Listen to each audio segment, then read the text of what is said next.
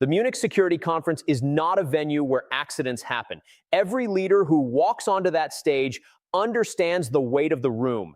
Intelligence chiefs, defense ministers, heads of government, senior diplomats from every significant power on earth sitting in the same space simultaneously, watching, analyzing, and transmitting every word spoken back to their capitals within minutes. What gets said at Munich does not dissipate into the diplomatic atmosphere the way statements at routine bilateral meetings sometimes can. It lands with permanent force in the record of where every government stood at a specific moment on questions that define the era. Every leader present knows this before they open their mouth. Every silence is as deliberate as every sentence. Which is precisely why what unfolded there in February 2026 cannot be read as carelessness or miscommunication or the kind of emphasis divergence that allied governments manage quietly after the fact through careful diplomatic repair work. Merz went first. Standing at that podium, the German chancellor delivered what his team had clearly constructed as a defining moment for his chancellorship and for Germany's new posture in a world where the reliability of American leadership could no longer be assumed as the fixed foundation of European strategic planning. He was sharp and he was direct in a way that German chancellors have not historically been on the question of Washington. He named the MAGA movement specifically. He told the assembled room that a genuine rift had opened between Europe and the United States and that the cultural and political battles being fought inside America were not Europe's battles and did not reflect Europe's values or Europe's future direction. The message was unambiguous and it was bold in the way that a leader is bold when he believes the ground beneath him is solid and his closest partners are standing behind him, ready to reinforce what he has said. The ground was not solid. 24 hours later, Meloni stood before cameras at the African Union summit in Addis Ababa. She had watched Merz's speech. She understood precisely how it had landed in Washington. She knew exactly what the global press was now waiting to hear from the woman who had been described just weeks earlier as the co-architect of Europe's new leadership structure. The world was watching to see whether the Rome-Berlin axis would hold under its first serious test, or whether the ideological distance that commentators had always noted beneath the surface of the partnership was larger and more consequential than the signing ceremonies had suggested. She did not leave the question hanging. She looked directly at the cameras and stated without hesitation that she did not share Merz's criticisms of MAGA. She described them as political evaluations that each leader makes according to their own judgment.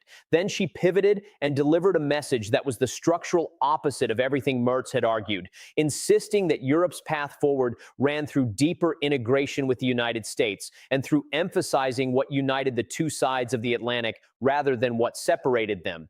30 seconds. 3 simultaneous messages delivered with a clarity that left no interpretive room for diplomatic management. She had publicly contradicted her closest European partner at the most sensitive possible moment on the most watched stage available. She had sent a direct and unambiguous signal to Trump and to the Washington political establishment that she was not a participant in any European posture of distance or criticism toward the American administration, regardless of what any joint document she had signed might imply. And she had told every European government that had restructured its diplomatic assumptions around the stability of the Rome-Berlin axis, that the foundation of that structure contained a fracture nobody had disclosed. The reaction inside European diplomatic circles was not quiet, and it was not slow. Senior officials who had been present for both moments described what they had witnessed not as a policy divergence or a miscommunication between allies, but as a calculated repositioning executed with deliberate precision at a deliberately chosen moment for a deliberately targeted audience. The distinction matters enormously because a miscommunication can be repaired. A repositioning is a statement of where someone actually stands as distinct from where the documents they have signed suggest they stand. And the gap between those two positions in Meloni's case turned out to be considerably larger than Merz had calculated when he staked his chancellorship's defining diplomatic achievement on the assumption that she would close it when it mattered. To grasp why Meloni made the choice she made at that specific moment, you have to engage seriously with something about her political identity that European mainstream commentary has consistently underestimated or misread in ways that have produced exactly the kind of analytical failure that left Merz exposed. Meloni is not a European leader who maintains connections to the American nationalist right as a secondary diplomatic relationship that she manages carefully alongside her primary European commitments. Her political identity, her movement, her base, and her vision of where power in the Western world should flow are genuinely and deeply intertwined with the global network of nationalist and conservative forces that Trump's political project represents. Her attendance at the inauguration in January 2025, when every other European head of government made the opposite calculation, was not a gesture. It was a declaration that she has never qualified, never apologized for, and never created distance from in any statement she has made since. Her party sits in the European Conservatives and Reformists group in the European Parliament, the political family that maintains the most direct institutional ties to MAGA-aligned movements across the Western world. When Merz stood at Munich and drew a line between European values and MAGA culture, he was not simply making a policy argument about transatlantic relations. He was drawing a line that ran directly through the center of his alliance with Meloni, because for her, that culture is not a foreign phenomenon observed from a European distance. It is the political world she has chosen, cultivated, and publicly celebrated. Merz either did not fully understand this when he built the Axis, or he judged that the practical value of the partnership was sufficient to justify manage. But the public rupture over MAGA was only the visible surface of something considerably more dangerous running underneath. While the world's press focused its analysis on the ideological disagreement over American politics and the dramatic optics of one ally publicly contradicting another on the most watched stage in global security, something else entirely was happening inside the closed rooms where the actual architecture of the Rome-Berlin axis had been constructed. A deeper contradiction that had been present from the first working summit in December 2025, and that Munich had not created but had simply made impossible to continue managing through the careful language of joint documents and coordinated press messaging. Merz had built the alliance on a specific requirement that he had never stated explicitly in any public forum, but that was embedded in every strategic calculation his team had made about what the partnership needed to deliver. He needed Meloni to be a European leader first. A partner who would, when the moments of genuine pressure arrived, subordinate her global ideological network and her transatlantic relationships to the project of rebuilding European strategic autonomy as a coherent and independent force. That was the function the Rome-Berlin axis was designed to serve, not the optics of two leaders signing documents in Rome. The delivery of a Europe capable of acting with unified direction in a world where American reliability could no longer be taken as the fixed background condition of continental security planning. Meloni had entered the same alliance with an entirely different architecture of need. She required a vehicle for expanding Italian influence inside European institutions at a scale that Italy had not commanded since the founding generation of the European project. She needed the credibility that formal partnership with Germany's chancellor provided inside Brussels corridors where her party's origins had historically limited her institutional access. And she needed all of this while simultaneously maintaining every relationship with Washington, with the global conservative nationalist network, and with every political force her domestic base expected her to remain visibly loyal to. They were not building the same thing. They had signed the same documents, attended the same summits, and delivered the same press conference language about a new European future. But underneath that shared surface, they were constructing two entirely different political projects that happened to overlap sufficiently in their early stages to make the divergence invisible until the first moment of genuine external pressure forced a choice that could not be deferred. Munich was that moment, and the choice Meloni made revealed the divergence with a clarity that 32 pages of jointly signed policy commitments could not now obscure.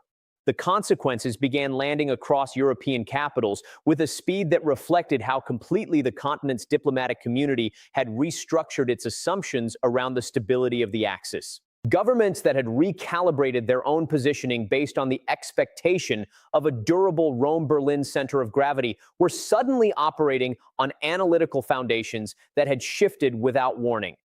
The Franco-German engine that Merz had declared functionally obsolete when he turned to Meloni had not been repaired by his departure from it.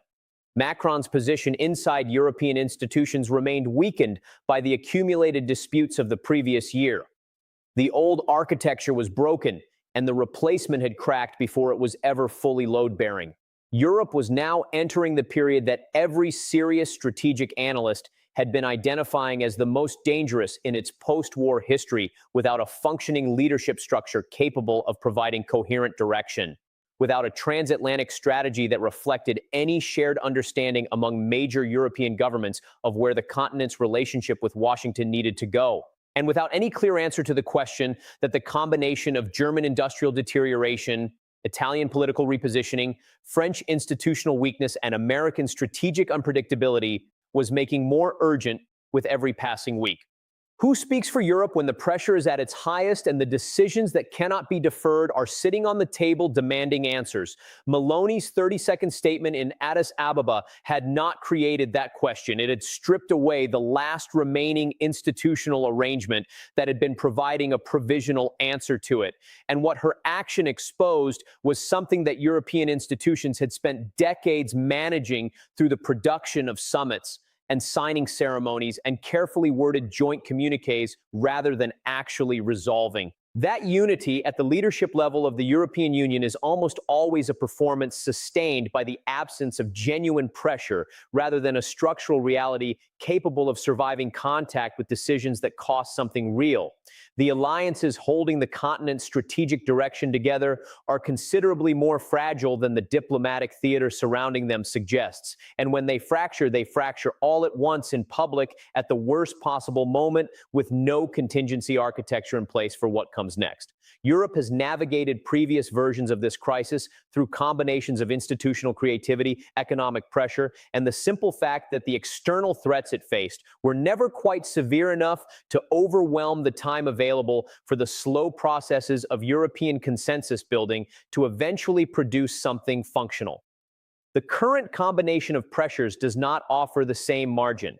The geopolitical clock is running faster than European institutional politics has ever been required to match. The decisions accumulating on the continent's strategic agenda do not have the patience for the kind of extended negotiation through which the European Union has historically converted disagreement into workable compromise. Merz built something real in Rome. He identified a genuine problem with genuine analytical clarity, and he moved with a speed and decisiveness that his chancellorship had not previously demonstrated.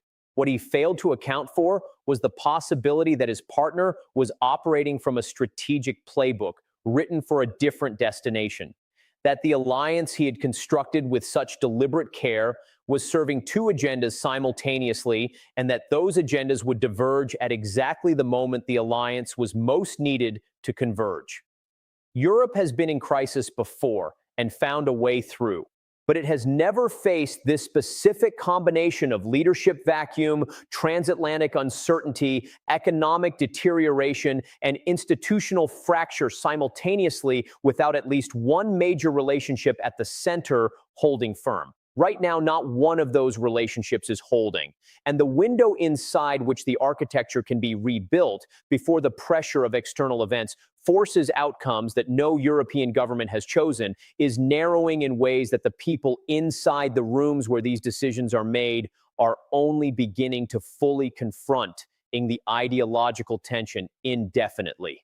Either way, Munich forced the choice into the open, and Meloni made it without visible hesitation.